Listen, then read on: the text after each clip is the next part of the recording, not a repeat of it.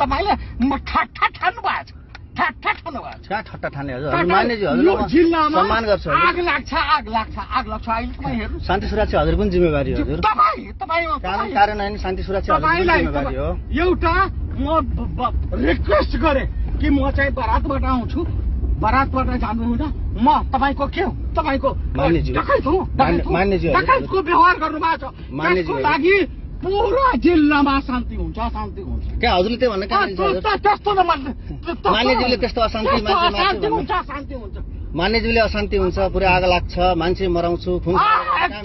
एकदम हुँदैन तपाईँलाई हतकडी लगाउँछु तपाईँलाई ठिक छ म जेल जान तयार छु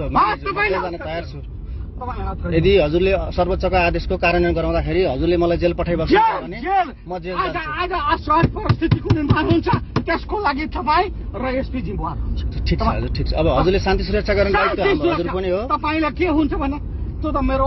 वकिल आउँछ त्यसपछि बिहान ठिक छ को वकिल बरु हामी पनि बोलाउन सहयोग गरिदिन्छौँ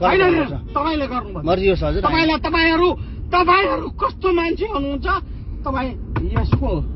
तपाईँले जुन व्यवहार आज गर्नुभयो त्यसको भुक्तभोगी तपाईँ र एसपी हुन्छ तपाईँ र एसपी ठिक छ हजुर ठिक छ हामीले त एउटा सर्वोच्चको फैसला कार्यान्वयन गर्ने हो होइन त्यसको लागि पुलिस लिएर जान मिल्छ तपाईँले मेरो बारातबाट हजुर त मान्यज्यूलाई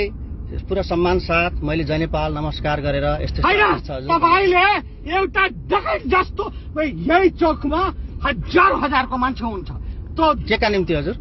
के का निम्ति अदालतले फैसला गर्छ हजुर अब भिडले उसले गर्ने होइन अदालतले गरिहाल्छ नि हजुर हजुरको पक्ष स्ट्रङ छ भने किन त्यसरी जाउँ न हजुर होइन त्यस्तो लोकतान्त्रिक व्यवस्थाको तपाईँ दुईटा पुलिस राखेर यो जुन प्रदर्शन गर्नुभएको छ यसको भुक्तभोगी तपाईँ भन्नुहुन्छ अब हजुरले मलाई कहाँ दोष दिन मिल्छ हामीले कानुन कार्यान्वयन गर्ने मात्र एउटा सामान्य कारिन्दा